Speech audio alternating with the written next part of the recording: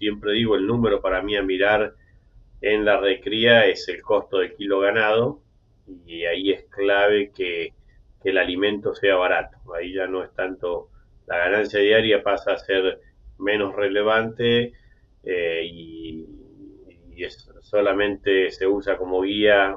El rango de ganancia diaria se usa como guía para que no se haya engrasamiento excesivo o un estancamiento del otro lado en el crecimiento que después afecte la composición de esa res.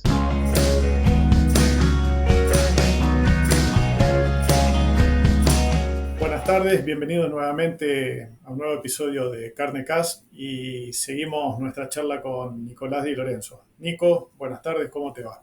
Muy bien, Mauro, gracias. Un placer estar de vuelta con ustedes. Bueno, en la última oportunidad había quedado pendiente un tema que es el sistema de recría y la utilización de silajes de sorgo, de maíz como fuente de alimentación.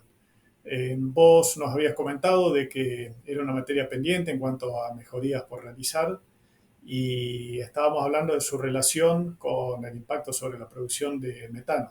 Así que bueno, ahora tenemos tiempo suficiente como para ahondar en ese tema. Perfecto, sí, es un tema complejo.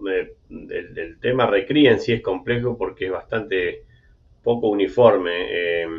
Yo sé que es un tema que es muy variable, o un tema, digamos, un segmento de la producción de carne, la recría, que es muy variable de país a país, de zona geográfica, inclusive dentro de Estados Unidos, de acuerdo a la zona geográfica, varía mucho, pero es un segmento de la producción de carne que es extremadamente importante, sobre todo en la medida que la faena, o sea que los animales son cada vez más pesados a la faena, en la medida que el sistema de producción evoluciona hacia eso, la recría cobra cada vez más importancia.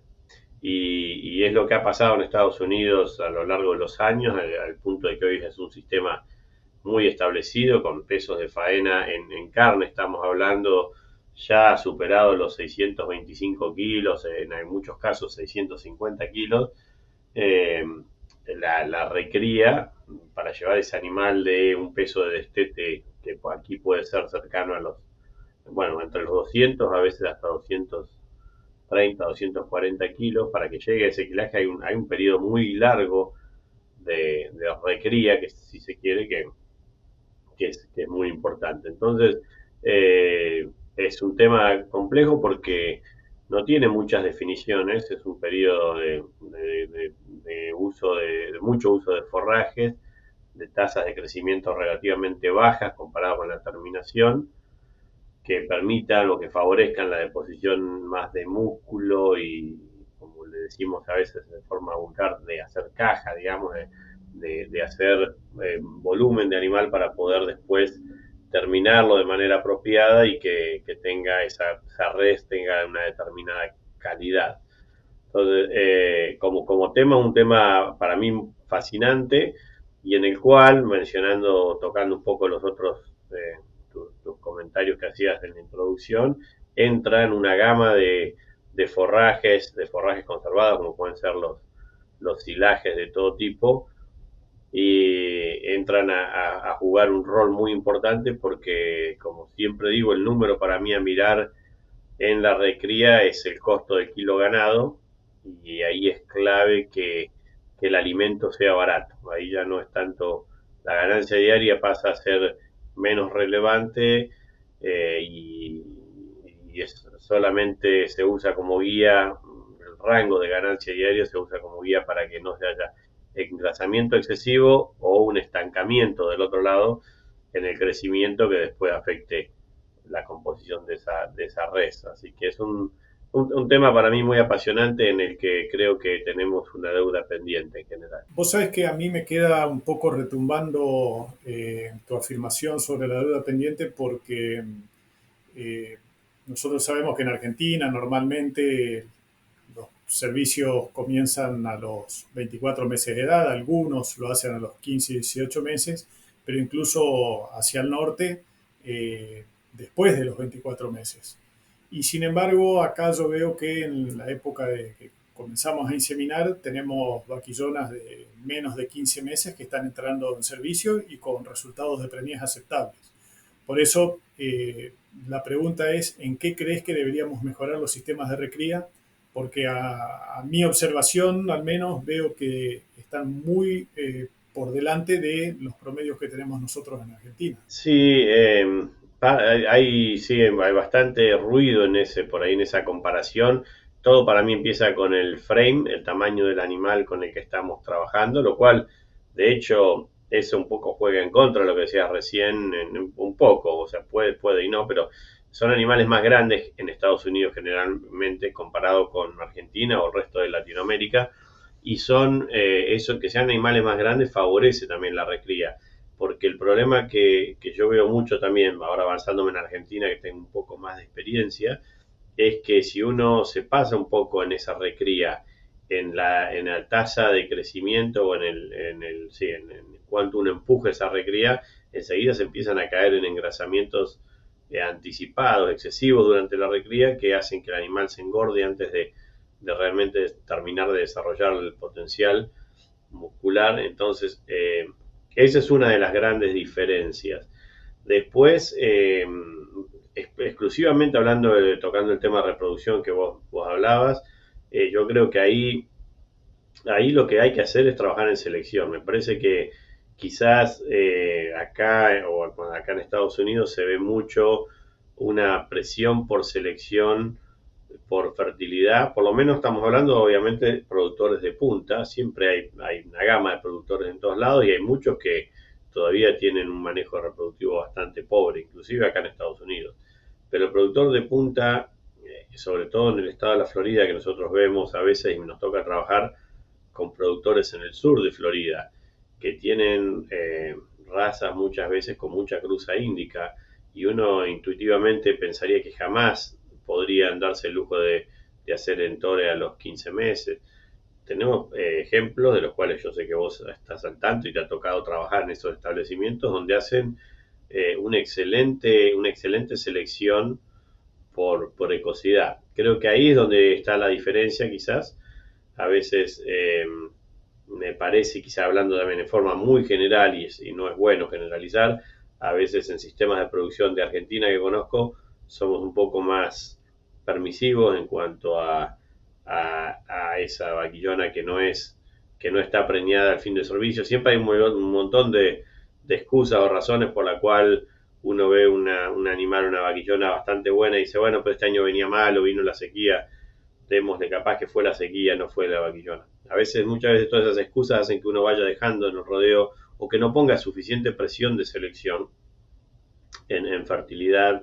Caemos en ese dicho típico de que los caracteres de fertilidad tienen baja heredabilidad, pero no quiere decir que sea nula. Baja heredabilidad con muchos años de presión de selección, yo creo que hacen a esos rodeos que se ven a veces acá de animales brangus en el sur de la Florida con condiciones de forraje bastante limitantes y que se preñan con tasas de preñez del 93% con entores a 15 meses. De nuevo, lleva todo un manejo, no es solamente, no es algo puntual, es todo un manejo, pero creo que es factible. Yo creo que ahí es donde más hay que trabajar, porque si uno piensa después en recursos forrajeros, ahora de vuelta comparando Argentina, pero quizás ese paralelismo se aplica a otros países de la región, yo no sé si se está tan atrasado respecto a híbridos, ya sea forrajeros de maíz, sorgo,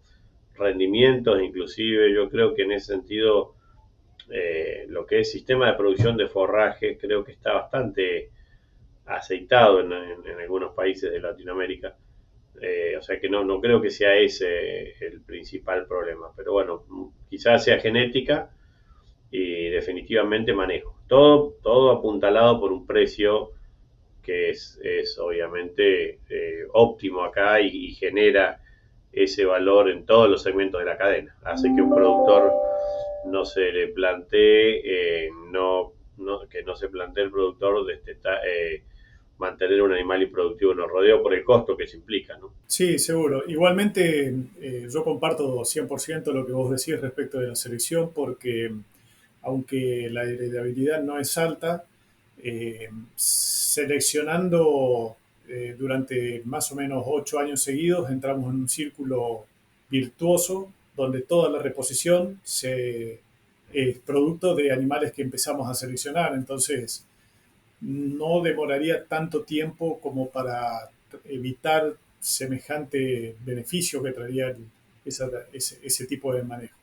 Ahora, en cuanto a la nutrición y volviendo al tema de silajes, ¿cómo te imaginas la incorporación de los silajes en el sistema de recría? ¿Como una suplementación estandarizada, digamos, por todos los años o más bien de tipo estratégica en determinados momentos del periodo de recría? Y bueno, dependería mucho del planteo de la base forrajera, porque la base forrajera va a determinar si es una suplementación estratégica o si es de todo el año. Es raro ver por ahí silaje todo el año en sistemas de recría, salvo en sistemas de confinamiento, donde quizás no sea todo el año, pero puede ser una recría en confinamiento a base de silajes, la cual se da mucho acá en Estados Unidos y tengo entendido que bastante también en Argentina, Uruguay.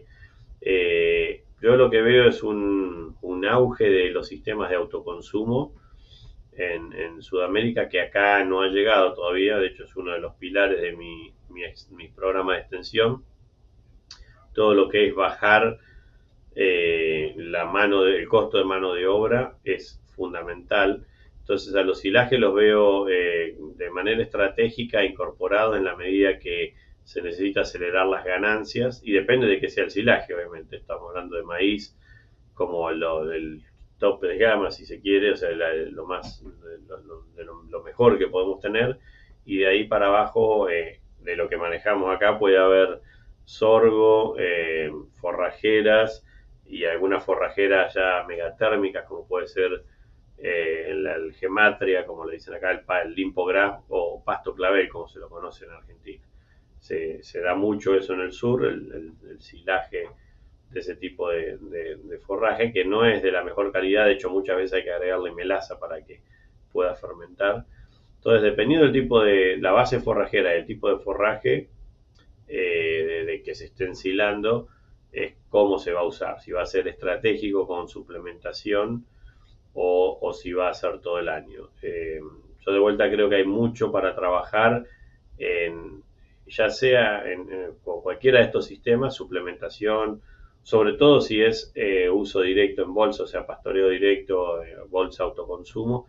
Hay otra deuda en investigación importante en limitadores de consumo. Yo vengo diciendo hace años que hay que trabajar en limitadores de consumo que permitan una suplementación proteica continua sin un sobreconsumo de ese pellet o harina de algo proteico que de por sí es caro. Y bueno, de hecho esa es una línea de trabajo también que estamos avanzando bastante. Vos sabés que mientras hablabas del tema de silajes y pasturas, te iba a preguntar justamente eso. Siempre pensando en hacer la corrección de proteína para esta categoría, ¿verdad? Claro, fundamental. Cuando hablas de limitadores de consumo, resumidamente, ¿a qué te referís? ¿Qué tipo de sales o de aditivos se están utilizando? De todo tipo, en realidad pueden ser sales, sal es lo más común, la sal común es el limitador de consumo por excelencia, pero tiene un montón de desafíos logísticos. Costo es la gran ventaja de la sal común, es por lo cual siempre es el limitador. De vuelta es como el control positivo de cualquier experimento de limitación de consumo, pero es muy variable, es muy dependiente de los niveles, más que niveles de sal en el agua o de la calidad del agua, digamos. Altamente dependiente de la calidad del agua. Entonces no es una recomendación, no es que siempre un 25% de sal va a generar este consumo, esa es una de las cuestiones que hemos visto. Después hay toda una línea para mí, de limitadores de la cual creo que no se ha explorado mucho, que es todo lo que tiene que ver con saborizantes. O sea, siempre en la industria de los cerdos sé que se trabaja bastante más. En el bovino, sobre todo bovino de carne, no hay tanto. Y si hay, generalmente se busca incentivar el consumo. Yo creo que habría que buscar aditivos justamente que rechace, que el animal rechace. Sé que hay algunos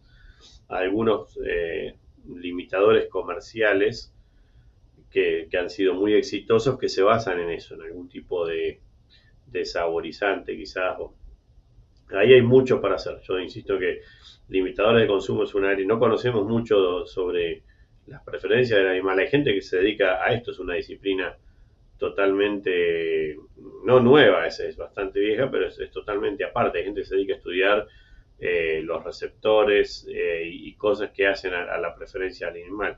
Entonces, hay desde eso hasta ácidos, por ejemplo, acidificación en la melaza se da mucho. Y yo creo que hay muchas opciones. Hay una gama de, de limitadores a explorar y hasta las sales aniónicas en algunos casos que creo que vale la pena por ahí invertir tiempo. Hay una gran ventaja ahora, hoy en día yo creo que es el advenimiento de todos estos sistemas de medición de consumo de comederos sobre balanza, de los cuales nosotros somos afortunados aquí en el norte de Florida de tener muchos de estos sistemas, pero sé que en Argentina sobre todo y en Brasil hay ya empresas locales que han desarrollado esta tecnología. Creo que eso va a acelerar mucho la investigación en sistemas de autoconsumo que permitan, con una oferta al libitum, a voluntad, determinar cuáles son los mejores aditivos o limitadores. Y ahí es donde yo creo, medio respondiendo a tu pregunta, Mauro, es todo. Puede ser sal, pueden ser sales aniónicas, pueden ser saborizantes, pueden ser extractos vegetales que creo que no se han probado, pueden ser taninos. Ya que tocaste el tema de los comederos con balanza, te quería preguntar también respecto a consumo residual.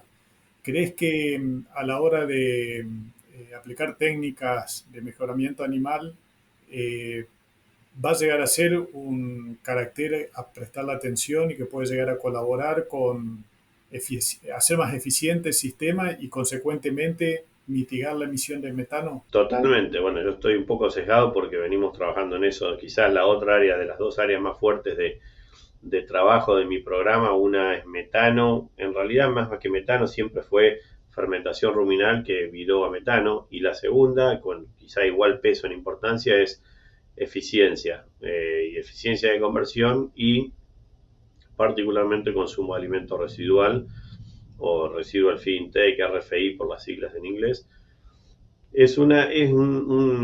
Para mí un parámetro muy interesante, el cual venimos trabajando hace 10 años o más, quizás hasta 13 años, y el cual es complejo en sí porque no hay un factor que contribuya a eso, hay varios. Se sabe que tiene cierta heredabilidad, hay un componente genético, pero realmente qué contribuye, ha habido trabajos donde se han estudiado las mitocondrias, eh, a nivel celular se han estudiado perfiles hormonales, el metano se lo ha asociado con producción de metano, con comportamiento ingestivo, etcétera.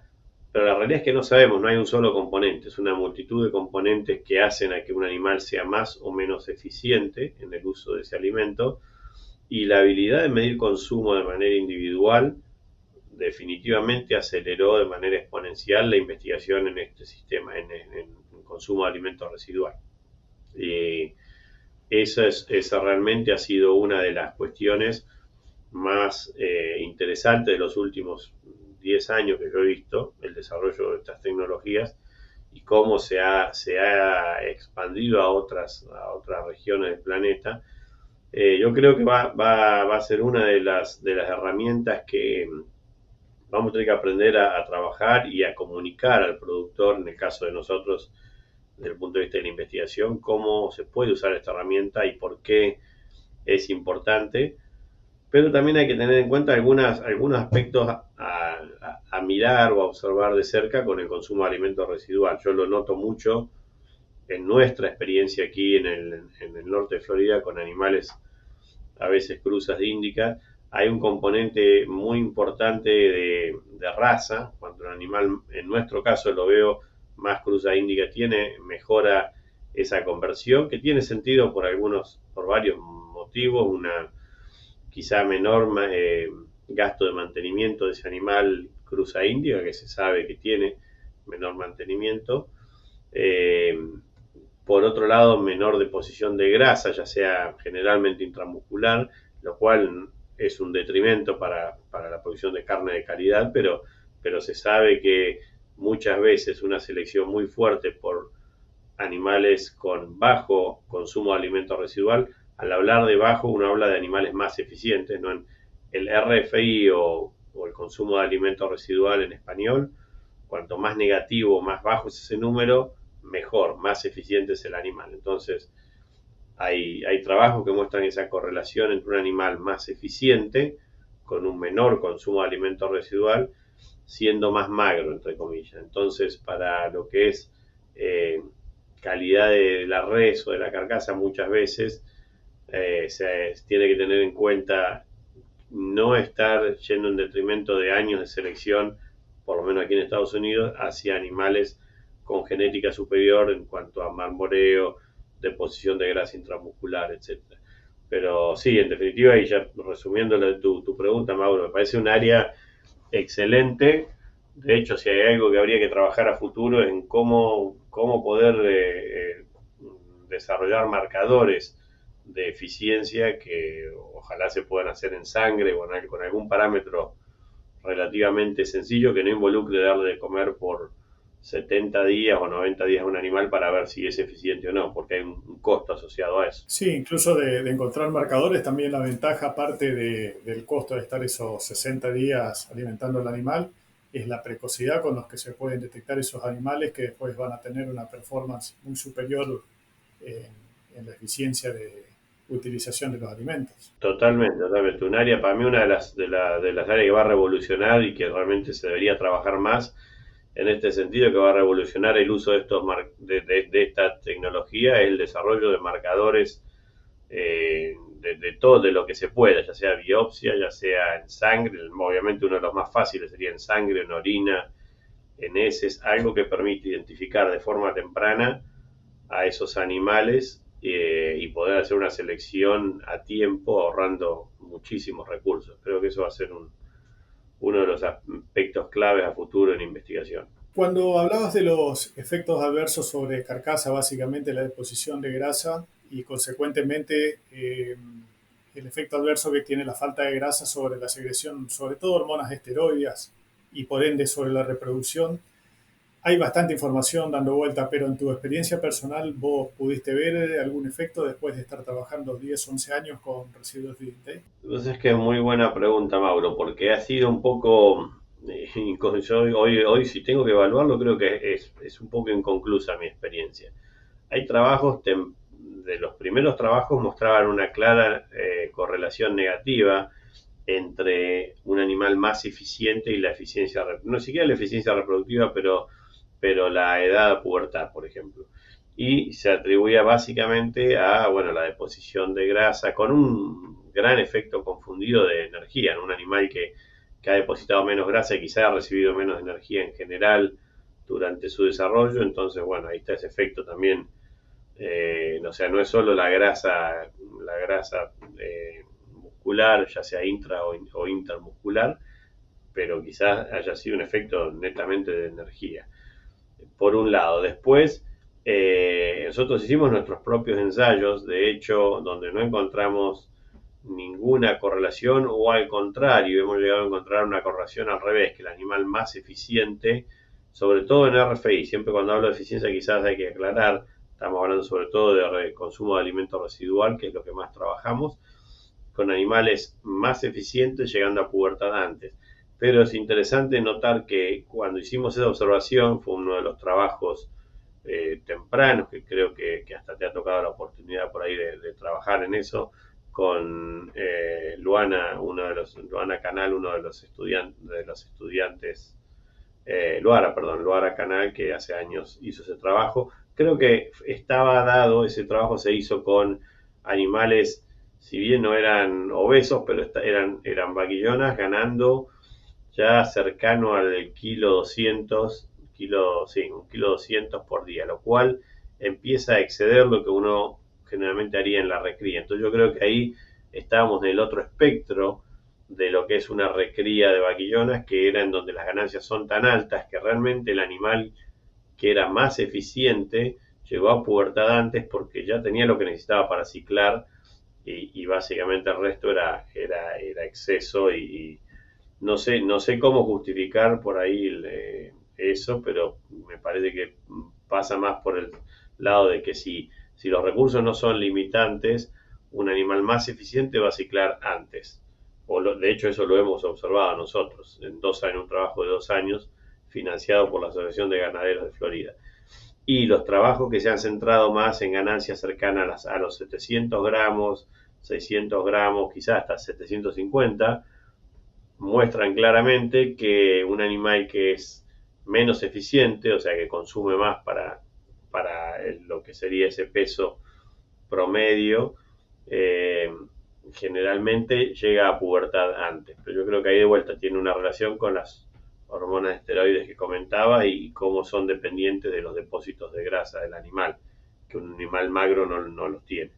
Entonces, sí, hoy al día de hoy es un poco inconcluso, pero creo que es muy dependiente de las tasas de ganancia. Igualmente, Nicolás, yo creo que esta es una información más que a la hora de elegir o interpretar la performance de un animal es necesario complementar con el resto de la información.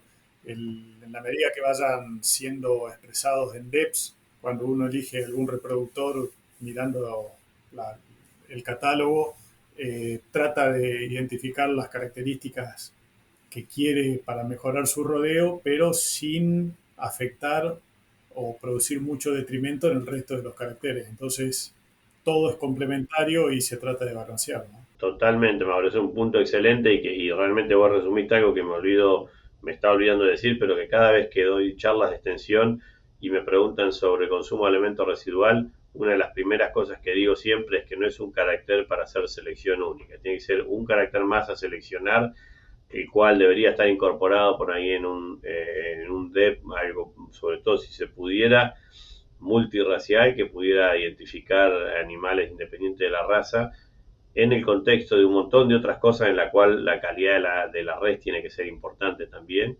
y tasa de crecimiento. Yo siempre doy este ejemplo. Yo he tenido animales con un consumo de alimento residual muy bajo. Ese número es un número absoluto, que es la desviación o la diferencia entre la media del lote que se está testeando para una determinada ganancia y peso metabólico, obviamente, la diferencia entre eso entonces básicamente el número más negativo, cuanto más negativo, un animal más eficiente. Pero uno puede tener un número negativo con una ganancia de peso muy baja. Se da, no es típico, pero puede pasar. Uno puede estar ganando, bueno, un animal ganando 750 gramos por día y tener una eficiencia excelente, o uno puede tener una eficiencia un poquito peor, pero todavía ser buena, pero ese animal ganar 1 kilo por día en la misma dieta. Entonces, tiene que ser considerado junto con otros parámetros y sobre todo lo que es crecimiento.